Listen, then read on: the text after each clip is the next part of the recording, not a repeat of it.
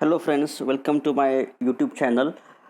In this series of lectures, I will try to discuss the syllabus of your second year pharmaceutical engineering. So, what I try to did in this series of lecture is I will try to cover all your syllabus using this YouTube channel, and one by one we will try to finish all your units. And meanwhile, I will also tell you the important points for the exams. We will also have some quiz based on each chapter. So, in the first lecture, I will give you the introduction of this subject. What are the different chapters that you have to cover in the syllabus, and then we will start with the one by one unit. So, pharmaceutical engineering. So, don't be get afraid of this one word, pharmaceutical engineering. Uh, because when we say that engineering, then one thing comes in our mind that कि engineering में क्या होता है, maths होते हैं, equations होते हैं, we have some quiz, some derivations. So ऐसा कुछ भी दिमाग में नहीं लाना है. You have to keep this thing in mind is even though your math was poor in 11th and 12, even though आपको डेरिवेशंस नहीं आते हैं, even though आपको कुछ कैलकुलेशंस नहीं आते हैं, so don't worry about it, because इसमें आपको कोई प्रॉब्लम्स नहीं रहेंगे एग्ज़ाम में. जो 2 या 3 डेरिवेशंस है उसमें भी 2 जो ऐसे है वही एग्ज़ाम में बार बार पूछते हैं 5 और 10 मार्क्स के लिए. तो वो आपको 2 या 3 आपको बस याद करने हैं, और उसके लिए भी मैं आपको कुछ ट्रिक्स बताऊंगा. सो इससे क्या होगा कि आपको वो डेरिवेशंस बहुत इजीली आप दिमाग में याद रख सकोगे. तो ये इसका एक पार्ट है. एंड अभी फॉर द मोमेंट आप ये भूल जाओ कि इंजीनियरिंग है, फिर इसमें कुछ इक्वेशंस वगैरह रहेंगे या फिर कुछ डिफ़िकल्ट प्रॉब्लम्स रहेंगे. सो it is not like that. In the revised syllabus, the name of subject has been changed as pharmaceutical engineering. But जब हम लोग पढ़ते थे हमारे टाइम पे इसको हम बोलते थे यूनिट ऑपरेशन. सो जिसका मीनिंग ये है कि what are the different unit operations that are been perform in pharmaceutical engineering और in pharmaceutical industries. So for example size reduction है, साइज सेपरेशन है, मिलिंग है, मिक्सिंग है. Okay, so these are all the unit operations. और अभी इसको PCI syllabus में नाम दिया है pharmaceutical engineering. So this is, if you check your syllabus, अगर आप अपना सिलेबस कॉपी देखते हो तो you will find the scope and objective of this course. One thing मैं आपको यहाँ पे बता दूँ कि जब भी आप कोई भी सिलेबस आपको कवर करना है या फिर पढ़ाई करनी है, उसके लिए चाहे फिर वो कोई सब्जेक्ट हो, not only pharma engineering, it could be chemistry, pharmaceutics, pharmacology, biochemistry, microbiology, कोई भी सब्जेक्ट अगर आपको पढ़ना है तो फर्स्ट थिंग आपको दिमाग में रखनी है उसका सिलेबस क्या है, उसके ऑब्जेक्टिव्स क्या है. द रीज़न बिहाइंड इज़, जब कोई भी एग्जामिनर जब पेपर सेट करता है या फिर पेपर निकालने के लिए उसको बोला जाता है, चाहे वो कोई भी इंसान हो, तो सबसे पहली चीज़ वो करता है कि वो सिलेबस देखता है. सो मेरा कहने का मतलब ये है कि कोई भी एग्जामिनर जब एग्ज़ाम में आपको क्वेश्चंस पूछेगा या फिर क्वेश्चंस पेपर बनाएगा तो वो सिलेबस देख के क्वेश्चंस निकालता है. So you have to always follow your syllabus, what is given in the syllabus. So इसका स्कोप क्या है. So this course is designed to impart a fundamental knowledge on the art and science of various unit operations used in pharmaceutical industry. So unit operations means, as I discussed earlier, it could be size reduction, size separation, drying, mixing, distillation, evaporation. So these are some of the unit operations. And अभी मैंने ये सारे जो नाम अभी लिए हैं वो सारे आपको आपके सिलेबस में मिल जाएंगे, और one by one we will see all the unit. And the objectives of this course is to know the various unit operation, to understand the material handling techniques, to perform various processes involved in pharmaceutical manufacturing processes, to carry out various tests to prevent environmental pollution, to appreciate and comprehend significance of plant layout design for optimum use of resources and to appreciate the various preventive methods used for corrosion control in pharmaceutical industry. So in short मैं आपको बता दूं कि ये जो course बनाया गया है, it is what actually tells you is कि भाई इंडस्ट्री में काम कैसे होता है और उसके लिए कौन से बेसिक ऑपरेशंस चाहिए होते हैं. से फॉर एग्जांपल अगर मुझे टैबलेट बनानी है तो मुझे उसका पाउडर बनाना पड़ेगा, उसको मिक्स करना पड़ेगा, उसके पार्टिकल्स हैं वो कम करना पड़ेगा, फिर इसको कंप्रेस करना पड़ेगा. So one process of tablet manufacturing process may consist of several different unit operations.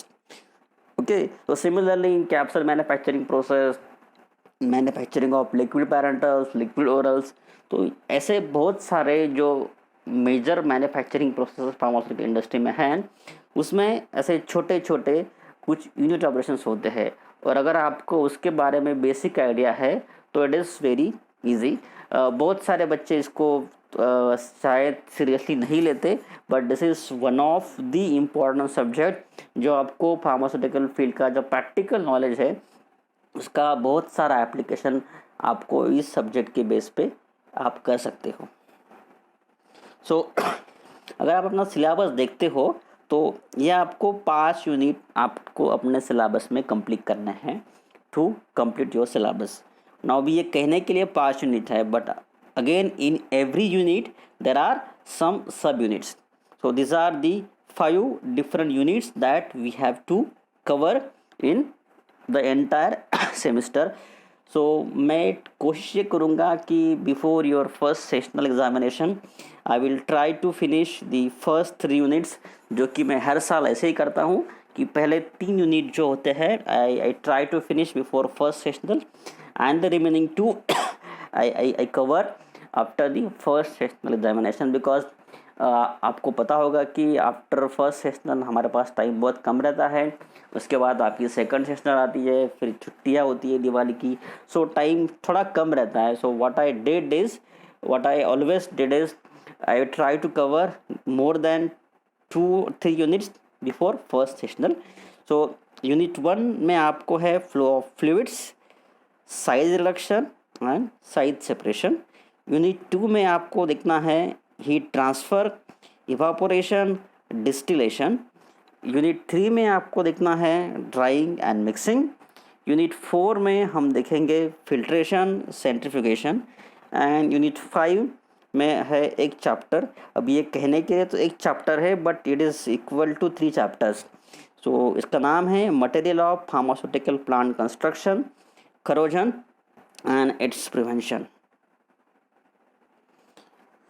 सो चलो दोस्तों हम अभी आगे बढ़ते हैं. जैसे कि मैंने अभी आपको बताया कि ये आपका पूरा सिलेबस कैसा है, हम इसको कैसे कवर करेंगे, और हर चैप्टर के बाद हम थोड़ा क्विज लेंगे. So now I will start with the first chapter, size reduction. अभी ये आपके सिलेबस में फर्स्ट चैप्टर तो है नहीं, आपके सिलेबस में दिया हुआ है flow of fluids. But generally before every semester starts and when I come to the class I always start with this chapter, and the only reason is ये सबसे सिंपल चैप्टर है. मैं शुरुआत बहुत सिंपल चीज़ से करता हूँ ताकि इसका इम्पैक्ट आपके दिमाग पे ये होता है कि आप पहले दिन इंजीनियरिंग से डरते नहीं हो. Because if I start with flow of fluid directly so you might get afraid of this subject, और आप फिर डरने लगते हो और फिर इसको पढ़ते ही नहीं हो. सो जनरली एवरी सेमिस्टर मैं शुरुआत करता हूँ साइज रिडक्शन चैप्टर से. अभी आपने you can see here in this slide कि साइज रिडक्शन के नीचे मैंने कुछ वर्ड्स लिखे हैं, जैसे कि कम्यून्यूशन है, डिमिन्यूशन है. सो मैं यहाँ पे आपको बताता हूँ हाईलाइट करके. सो ये कम्यून्यूशन है, डिमिन्यूशन है, और ये है पल्वराइजेशन. सो इसको मैंने अभी आपको बताया हाईलाइट करके. सो इसका मतलब क्या है कि ये सारे जो है ये सारे हैं इसके सिनोनिम्स.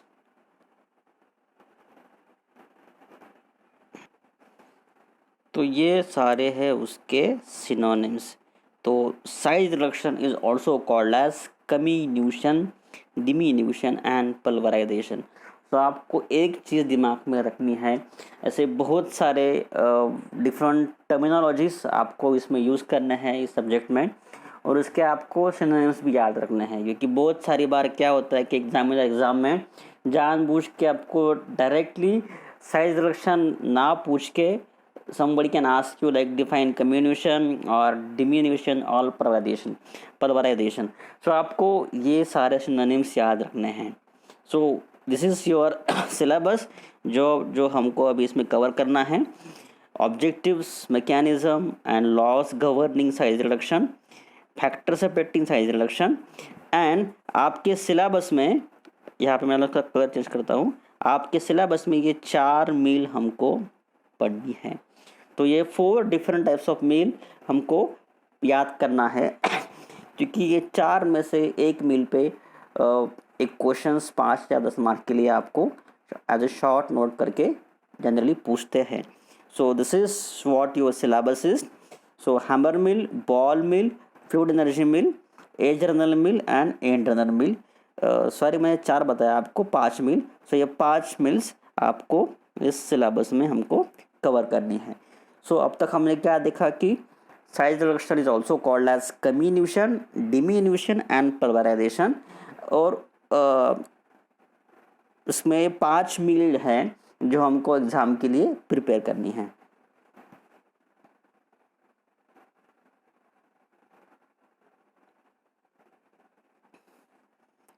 सो देखते हैं उसका डेफिनेशन क्या है. So what is a size reduction. So पहले उसका हम डेफिनेशन देख लेते हैं और बाद में समझते हैं उसका मीनिंग क्या है. साइज रिडक्शन और comminution is the process of reducing substances to smaller particles, और it is a process of reducing large solid unit masses into small unit masses, that is coarse or fine particles, or when the particle size of solid is reduced by mechanical means, it is known as milling. अब ये size reduction क्या है.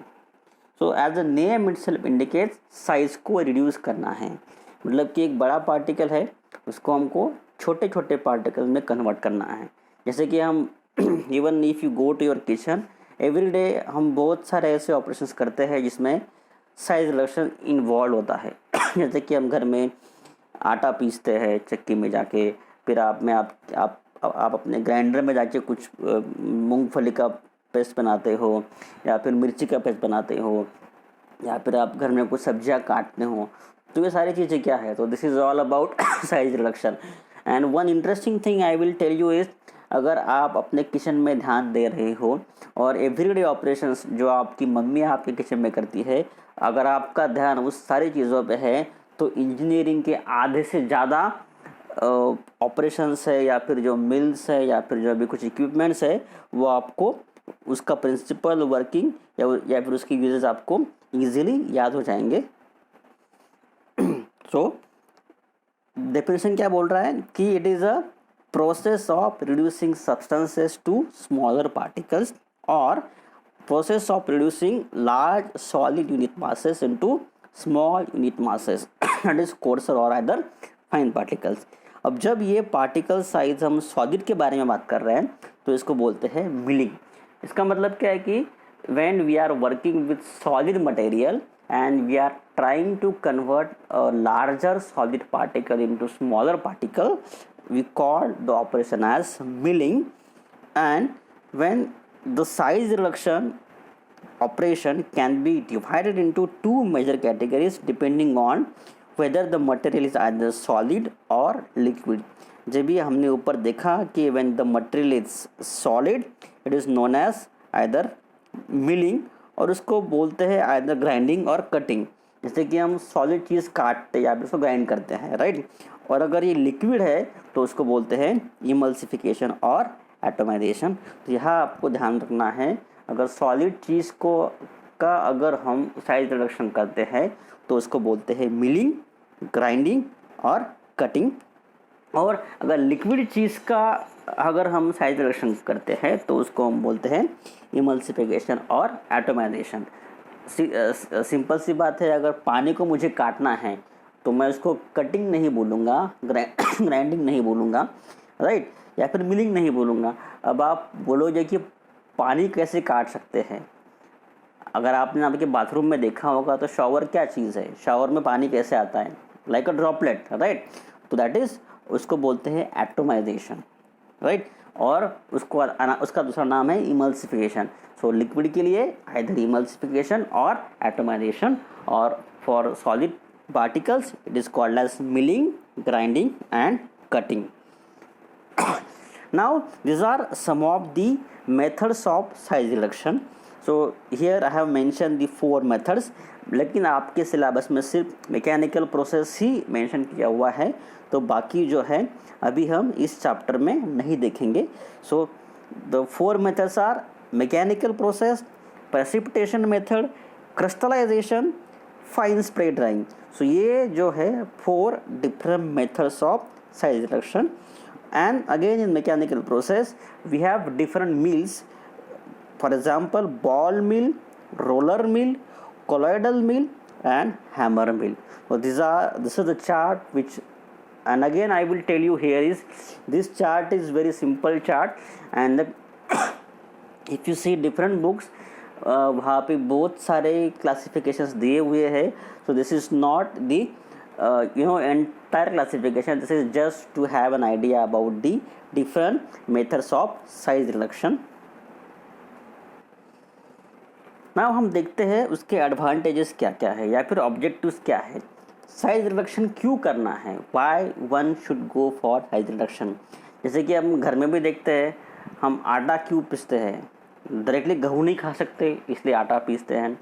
कभी कभी हम शक्कर जल्दी पानी में घुल जाए इसलिए उसको बारीक पीस लेते हैं, राइट। तो उससे क्या होता है कि मान लो मुझे शक्कर को डिज़ोल्व करना है रैपिडली, तो मैं क्या करूँगा, उसको ग्राइंडर में पीस लूँगा। तो इससे क्या होगा, उससे उसका पार्टिकल साइज़ बढ़ेगा, पार्टिकल साइज़ कम होगा और सरफेस एरिया बढ़ेगा। और अगर आपने शायद फर्स्ट ईयर में पढ़ा होगा, as surface area increases solubility also increases. Okay, ये हो गया एक एस्पेक्ट। अनदर चीज़ है, घर में हम सब्जी काटते हैं, बराबर है। सब्जी हम कोई भी सब्जी, मतलब आलू है, बैंगन है, लौकी है, हम उसको काटते क्यों है। द ओनली थिंग इज़ कि वो उसको हम ठीक तरह से खा पाए और वो अच्छी तरह से पक सके। तो ये उसका हो गया होगा उसका एक ऑब्जेक्टिव। अभी ये सिमिलर चीज़ आपको कोरिलेट करनी है फार्मा इंडस्ट्री, फार्मास्यूटिकल ऑपरेशंस में। अभी द फर्स्ट ऑब्जेक्टिव और एडवांटेज इज कंटेंट यूनिफॉर्मिटी। अगर पार्टिकल साइज अगर कम है तो it is very easy to mix the different powder mixture. अगर आपको टैबलेट मैन्युफैक्चरिंग का प्रोसेस अगर पता है या फिर कहीं पढ़ा होगा तो आपको ये पता होगा कि आपको डिफरेंट टाइप्स के पाउडर आपको मिक्स करना पड़ता है। तो अगर पार्टिकल साइज़ अगर यूनिफॉर्म है और छोटा है, स्मॉल पार्टिकल साइज़ है, तो mixing is very easy. So mixing becomes effective A particle size is uniform and small. With smaller particle size number of particles per unit dose increases. Larger the number of particles, better is the mixing, therefore better content uniformity can be achieved. अभी यहाँ पे जो एक word मैं कब से use कर रहा हूँ, content uniformity, it is one of the critical parameter for any dosage form. अब इसका मतलब क्या है कि मान लो अगर मैं टैबलेट की बैच बना रहा हूँ और इसमें मुझे बनाने हैं 1 लाख टैबलेट, तो इसका मतलब ये होता है कि each tablet will have equal amount of drug, that is content uniformity. क्योंकि ऐसा नहीं हो सकता टैबलेट के बारे में कि 1 लाख टैबलेट बनाई है तो एक में ड्रग कम है, एक में ज़्यादा है, एक में बहुत कम है, एक में बहुत ज़्यादा है। तो this is not acceptable in case of medicine और doses form. So content uniformity, उसके लिए पार्टिकल साइज का कम और यूनिफॉर्म होना is very essential. Second, uniform flow. Smaller and controlled particle size promotes the flow of powder. So this helps in tablet compression and capsule filling. So ये ज़रूरी होता है कि अगर पार्टिकल साइज अगर कम है तो उसका फ्लो इजीली होता है। और अगर आपने टैबलेट कंप्रेशन मशीन अभी आपको आएगा 3rd ईयर में, so it is very easy to operate the capsule feeding and tablet compression machine. उसका जो ऑपरेशन होता है, अगर पार्टिकल साइज कम है तो उसका फ्लो यूनिफॉर्म रहेगा, और अगर फ्लो यूनिफॉर्म है तो नेचुरली आपका कंटेंट भी यूनिफॉर्म आएगा। So this is the second advantage. Effective extraction of drug, again here as particle size बढ़ता कम होता है तो सरफेस एरिया बढ़ेगा। So this will help to extract the drug. यह आपको आएगा फार्माकोनोसी में। ये एक टेक्निक है जिसमें जो हमारे जो हर्बल मेडिसिन है उसमें से जो एक्टिव प्रिंसिपल्स निकालने के लिए ये मेथड यूज़ करते हैं। तो smaller the particle size, it allows the rapid penetration of menstruum or solvent into the tissue or cell and extraction becomes effective. So this is the thing. Next advantage is effective drying. जैसे कि अभी हमने देखा कि surface area अगर बढ़ता है तो ड्राइंग रेट भी ऑब्वियसली बढ़ेगा, क्योंकि rate of evaporation is directly proportional to the surface area. ये जो सारी चीज़ें हैं हमको अभी अगले चैप्टर में भी आने वाली है, तो आपको ये चीज़ दिमाग में रखनी है, the relation of surface area with different properties. I will just enlist here. Surface area, particle size decreases, surface area will increase. It will increase the rate of absorption, the rate of adsorption, the rate of evaporation, the rate of drying. So ये सारे जो physical properties है वो बढ़ती है as surface area increases. और surface area कैसे बढ़ता है कि पार्टिकल साइज जितना कम रहेगा उतना उसका सरफेस एरिया ज़्यादा रहेगा। सो पार्टिकल साइज कम है तो rate of drying will increase. Now the next advantage is improved physical stability. Smaller particle size decreases the sedimentation rate, thus increases the stability of suspension and emulsion. आपने शायद last semester में suspension या फिर emulsion पढ़ा होगा, और अगर आपने अपने प्रैक्टिकल लैब में सस्पेंशन बनाए हैं तो आपने शायद उसका सेडिमेंटेशन रेट भी फाइंड आउट किया होगा। क्योंकि इस सस्पेंशन में क्या होता है कि जनरली जो पार्टिकल होते हैं they get settle at the bottom, और ये एक मेजर प्रॉब्लम होता है सस्पेंशन में। तो अगर पार्टिकल साइज अगर जितना कम रहेगा उतना अच्छा है। तो इससे होता क्या है कि द पार्टिकल सेडिमेंटेशन रेट वो कम हो जाता है, क्योंकि एज पार्टिकल साइज बढ़ेगा तो उसका वेट भी बढ़ेगा। So naturally, because of gravity, the particles will get settled down and they will tend to form a cake, which is not good for suspensions and emulsion. The advantage next is improved dissolution rate. Size reduction increases the surface area and it facilitates the intimate contact of solid particle. So as I told you earlier, कि ये surface area बढ़ने से, so this are some of the physical properties which actually gets affected. Now the next advantage is improved rate of absorption. So smaller is the particle size, faster is the absorption. So just now I have discuss कि particle size अगर कम होगा surface area बढ़ेगा, तो absorption rate ये दोनों बढ़ते हैं. So it increase the absorption also. Now इसके कुछ प्रॉब्लम्स भी होते हैं. What are the disadvantages of size reduction? तो as just now we have seen कि सरफेस एरिया बढ़ेगा तो एब्सॉर्प्शन रेट भी बढ़ेगा. So this lead to drug degradation, because surface area बड़ा है तो more space is expose to the surrounding. So it is possible due to heat produced during milling, increased surface area also facilitates the decomposition. अब ये heat कहाँ से आती है? Because of the friction. जैसे कि हम जब चक्की में आटा पीसते तो वो आटा गर्म रहता है, या फिर हम ग्राइंडर चलाते तो वो गर्म हो जाता है, क्योंकि जो फ्रिक्शनल फोर्सेस होते हैं उसमें से क्या होता है कि हीट एनर्जी प्रोड्यूस होती है. और अगर आपका जो ड्रग है it is not stable, it is heat sensitive, तो क्या होगा? उसको एक वर्ड है, टर्म है केमिस्ट्री में, थर्मोलेबाइल सब्सटेंसेस. सो उससे क्या होगा कि आपका ड्रग हो जाएगा degrade. Very small particle size possess very strong cohesive forces which result in aggregation of particles. So एक कंसेप्ट आपको गया होगा, adhesive forces and cohesive forces. So अगर दो पार्टिकल्स अगर आपस में मिल जाते हैं और एक बड़ा पार्टिकल से आपको लम्स फॉर्म करना जिसको बोलते हैं, आपने कभी कभी देखा होगा कि जो आपका घर में आटा होता है तो कभी कभी वो लम्स फॉर्म कर लेता है, और this is example of cohesion. So very small particle size it possesses very strong cohesive forces and which results in the aggregation of particles. Then next is increased surface area, it also promotes the adsorption. So adsorption बढ़ेगा तो शायद वो moisture भी absorb कर सकता है या फिर जो सराउंडिंग में कुछ अदर केमिकल्स है वो भी एब्सॉर्ब करेगा, तो नेचुरली उसका स्टेबिलिटी पे उसका इम्पैक्ट रहे. Now next 4 mechanisms.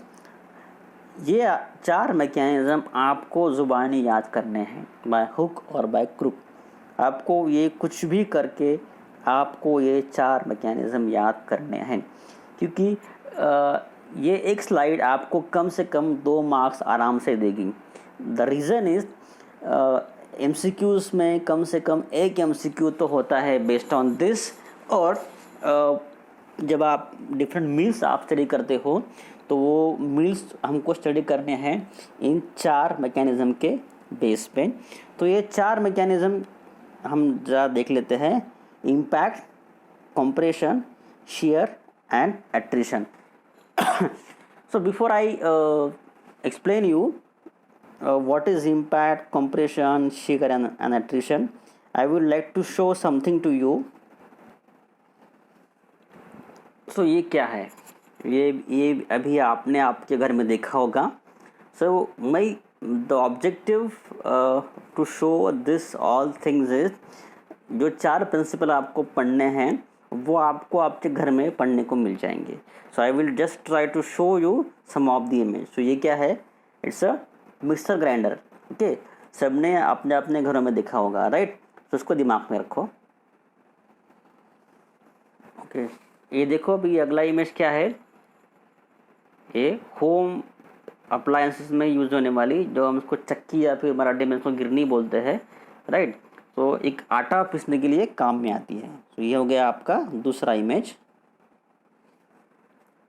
ये हो गया आपका अगला इमेज. ये शायद आपको अभी बड़े बड़े शहरों में तो नहीं दिखता, लेकिन जो लोग गांव में हैं उन्होंने शायद इसको देखा होगा. याद है आपको, इसको क्या बोलते हैं हम लोग इसको मराठी में पाटा वर बंटा बोलते हैं. और ये दूसरा एक चीज़ है जो अभी आपको शायद सिर्फ गांव में जानने को मिलता है. सो हमने अभी जो कुछ डिवाइसेस देखे हैं जो हम शायद ओल्ड एजेस में हम उन सब को अभी यूज़ करते थे, और अभी शायद इसको हम यूज़ करना अभी बंद हो गया है. Now you have to keep remember this few images that I have shown you now. एक और चीज़ I would like to show you here is, ये एक चीज़ जो शायद हम सब ने देखी है या फिर ये तो बहुत इजीली दिखने के लिए मिल जाती है. तो ये क्या है, रोड रोलर है. ओके, तो हमने अब तक क्या देखा तो हमने अभी आटा पीसने का मशीन देखा, हमने रोड रोलर देखा, हमने ग्राइंडर और मिक्सर देखा, हमने पुराने ज़माने में जो लोग आटा पीसने के लिए यूज़ करते थे उसको देखा. ओके, हमने कुछ ट्रेडिशनल इक्विपमेंट डिवाइस देखे जो लोग पुराने ज़माने में यूज़ करते थे. नाउ अभी आपको जो ये 4-5 चीज़ें हमने जो देखी उसको बस सिंपली कोरिलेट करना है इन 4 मैकेनिज़्म से. नाउ पहला मैकेनिज़्म क्या है, इम्पैक्ट. सो मैं इसको पहले पढ़ लेता हूँ and then I will explain you. What is impact is particle concussion by a single rigid force or hammer. उसको बोलते हैं इम्पैक्ट. नाउ सिंपल सी बात है, अगर मैं किसी चीज़ को हथौड़े से मारता हूँ तो वो टूट जाएगा. अब वो चीज़ टूटते कैसी है, because of the impact of hammer. मान लो मेरे हाथ में एक पत्थर है छोटा सा और मैं उसको ऊपर से हैमर से मार रहा हूँ, तो क्या हो जाएगा, पत्थर टूट जाएगा अगर नरम है तो. या फॉर एग्जांपल लेते किसी छोटी सी ईंट का, आपको ईंट पता है ना जो घर में यूज़ करते हैं मकान बनाने के लिए, ईंट. तो अगर उस ईंट को मैं हैमर से ऊपर से पीटता हूँ तो क्या हो जाएगा, वही टूट जाएगी।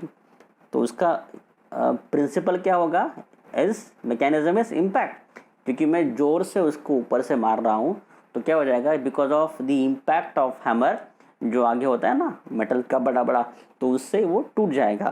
तो द प्रिंसिपल और मैकेनिज्म इज इम्पैक्ट।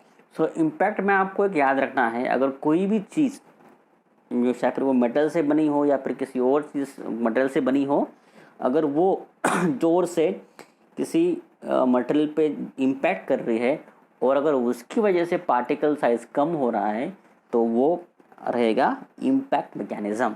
अभी जैसे कि हम घर में भी करते हैं, जैसे फॉर एग्जांपल अगर मुझे कोई चीज़ तोड़नी हो तो मैं उसके लिए हैमर यूज़ करता हूँ।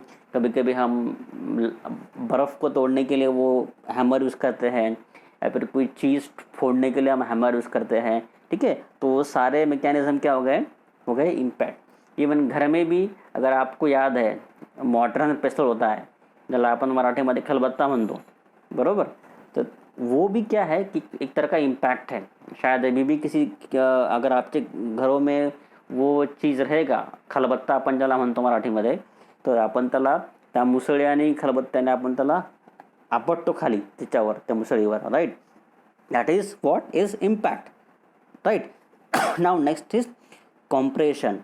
जैसे कि अभी हमने देखा रोड रोलर, तो उससे क्या होता है कि कोई एक हेवी रोलर किसी चीज़ के ऊपर से जब जाता है तो क्या होता है, वो नीचे वाला जो चीज़ है वो चूर चूर हो जाएगा, राइट। तो जब रोड फ्लैट करने के लिए या फिर जो रास्ते पे वो लोग जो बारीक बारीक जो खड़ी होती है उसके ऊपर रोलर चलाते हैं, तो क्या है कि वो बड़े बड़े पत्थरों को छोटे पत्थर में कन्वर्ट कर देती है। या फिर मान लो कि आपको लड्डू फोड़ना है हाथ में, तो आप क्या करते हो, उसको दबा देते हो, उसको आप कंप्रेस करते हो तो वो क्या हो गया कंप्रेशन। या फिर जो भी एग्जांपल हमने देखा इमेजेस में, आपण त्याला मराठीमध्ये पाटा वरवंटा असं म्हणतो, बरोबर। मग त्याने काय होतं की ज्यावेळेस तो वरवंटा मी जोराने किंवा दाब देऊन त्या पाट्यावर फिरवेल तर त्याच्यामध्ये जे काही येईल ते सगळं बारीक होऊन जाईल। तो that is the compression force. किंवा एक्झाम्पल ऑफ नट क्रॅकर, म्हणजे तुम्ही सुपारी फोडतात, बरोबर। तर त्याच्यामध्ये काय असतं की दोन याच्यामध्ये ती अडकीच्या ब्लेडमध्ये ती सुपारीमध्ये तुम्हाला बारीक करता येते। So that is what is compression force. So impact, compression. Next is shear. So it is produced when the particle is compressed between the edges of two hard surfaces moving tangentially. So याच्याने होतं काय की दोन surfaces टँजेन्शियली ज्यावेळेस move होतील आणि त्याच्या एजेसमध्ये जेव्हा कुठला पार्टिकल येईल त्यावेळेस त्याचं पार्टिकल साईज कमी होऊन जाते। That is what called as shear.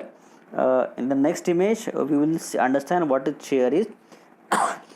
Now the fourth mechanism is attrition, and is arising from the particles scraping against one another or against the rigid surface.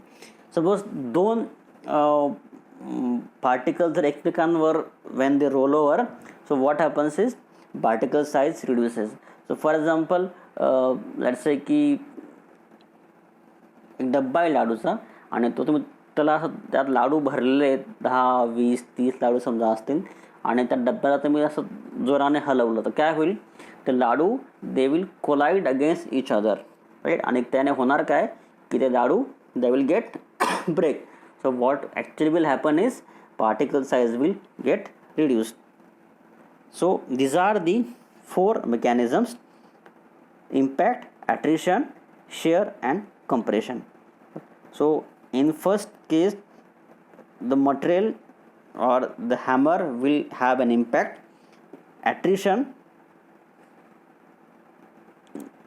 म्हणजे काय होणार, what happens with attrition is की दोन regular सरफेसच्या मध्ये ज्यांची direction एकाची आहे clockwise आणि एकाची अँटी क्लॉकवाइज और they are moving in opposite direction, they will get crushed. In shear you can see here दोन ऑब्जेक्ट टँजेन्शियली मूव्ह होत आहेत आणि त्याच्या सरफेस त्याच्या एजेसमध्ये तो पार्टिकल येऊन ब्रेक होणार. आणि कॉम्प्रेशनमध्ये काय होणार की दोन रेग्युलर सरफेसच्या मध्ये तो पार्टिकल दाबला जाईल. So these are the 4 different mechanisms of particle size reduction. So आपको याद रखना है ये 4 mechanism: impact, attrition, shear and compression. Okay, so based on this 4 mechanism, we have to understand the next concepts of different mill. So in the next lecture, we will try to understand what are the different factors affecting size reduction. Okay, then what are the different rules of size reduction. Okay, and then after this we will try to understand the different factors of size reduction. Then we have the theories of size reduction, and then we have 3 theories here: Rettinger's theory, Bond theory, Kick's theory. Okay, and then we have the different mills. So we will try to see the classification of size reduction equipments, and then we will see one by one hammer mill, ball mill, fluid energy mill, edge runner mill and end runner mill. So today I will stop here. So that's all for today's lecture. If you have any problem about this first session, you can put me in comment box.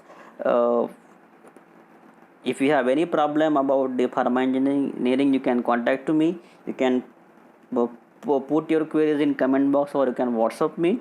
Okay, so thank you very much for watching this video, and this way we will try to complete the entire syllabus. I will already I will discuss, I have discussed everything with you in classes, but those who were not present in the classes, we can also they can also get benefit from this. You can also share your videos to your friends. Okay, so the summary of today's lecture is we have studied the 4 different mechanism of size reduction: impact, attrition, shear and compression. So thank you very much for watching. My name is Vijay Sonar from R.C. Patel Pharmacy College. Bye bye, happy learning.